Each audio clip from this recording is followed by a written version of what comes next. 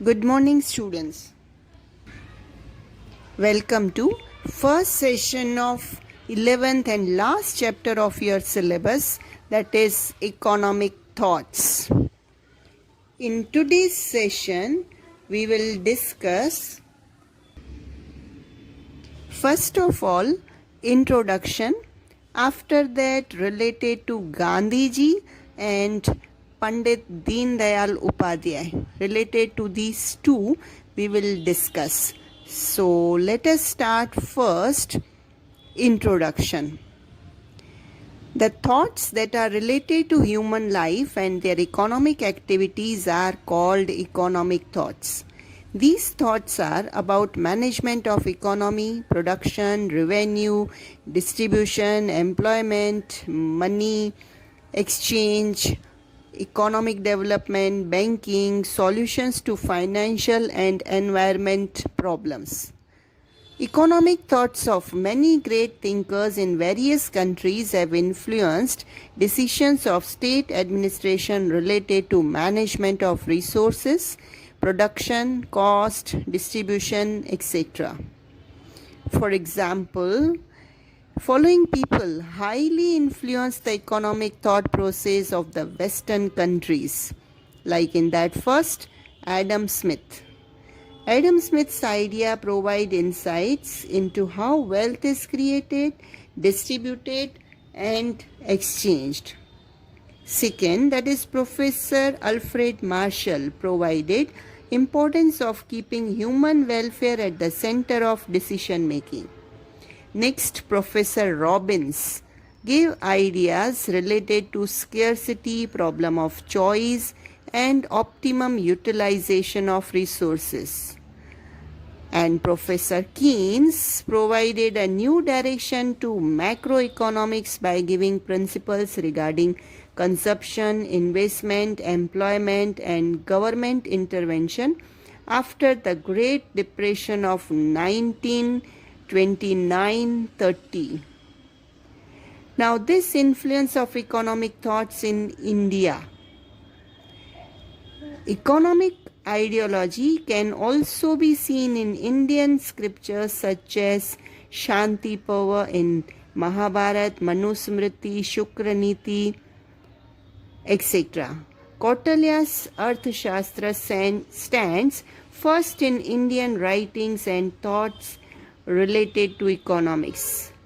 In India, large number of thinkers have influenced Indian economic thoughts right from the ancient times to the medieval times to the present day. Kautilya, that is Chanakya, Gandhiji and Pandit Deen Dayal Upadhyay were among those few.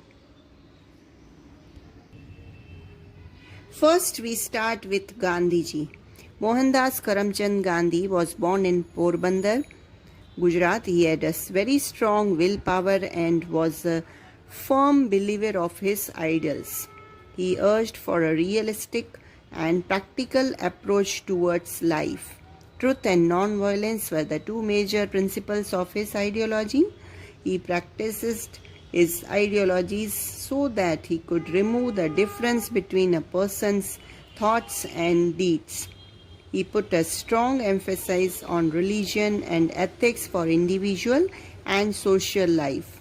Besides, he also made endless efforts for eradicating untouchability, persuading people not to consume alcohol, attaining communal harmony, and empowering women. Gandhiji's way of life was based on ethics. Hence, he accepted ethical science as the base of the science of politics and economics.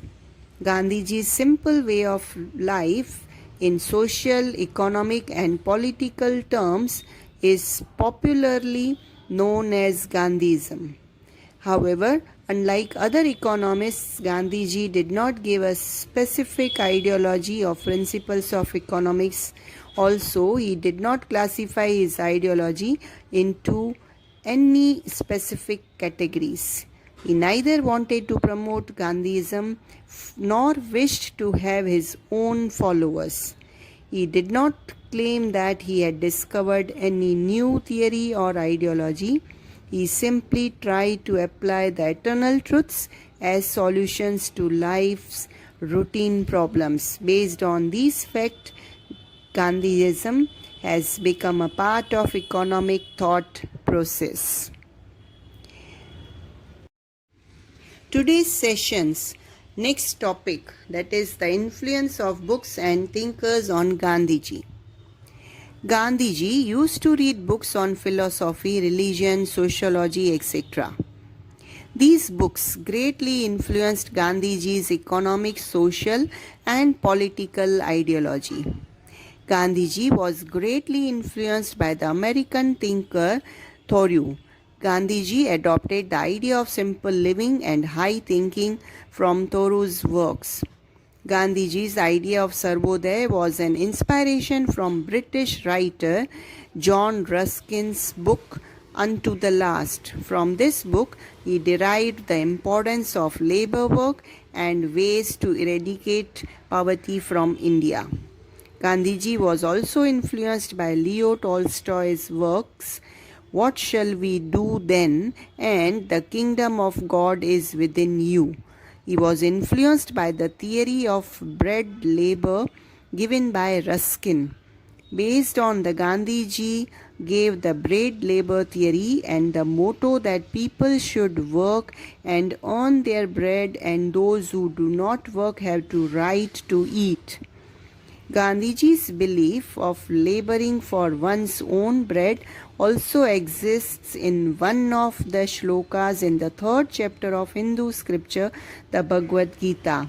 As per the Gita, one who relishes the fruits without making offerings, that is, without efforts and sharing fruits with others, is indulging in sinful action. Gandhiji, in his childhood, watched the play Satyavadi Raja Harishchandra. This play left an unerasable impression on him. The play taught him the importance of truth and made him a satyagrahi. Gandhiji's life was also influenced by scriptures like the Upanishads, the Ramayana and the Mahabharata. Saint poets like Kabir, Guru Nanak and Narsi Mehta and his spiritual guru Srimad Rajchandra also influenced Gandhiji's thoughts. Today's session's last topic, that is Pandit Deen Dayal Upadhyay. Simple living, uncomplicated and gentle personality with sparkling eyes, profound philosopher and integral humanist with eminence in politics and economics are words which define Pandit Deen Dayal Upadhyay. Born on 25th September 1916, during his life of just 52 years, Pandit Deen Dayal philosophized and worked for the development of the country by including people from the lowest strata, considering the economic condition of those times. He presented his ideas on philosophy, economics, sociology and literature. He earned a name for himself working in the areas of social organization, journalism and politics. Some of his works are Rashtra Jeevan Ki Samasyaएं, Devaluation, A Great Fall, Political Diary, Rashtra Chintan, Integral Humanism, Rashtra Jeevan Ki Disha, भारतीय अर्थनीति, विकास की दिशा, अखंड भारत क्यों, his reviews on politics, economics and society are found in his works. So these are few books which was written by Pandit Deen Dayal Upadhyay. So this is an end of this session. See you in next session. Thank you.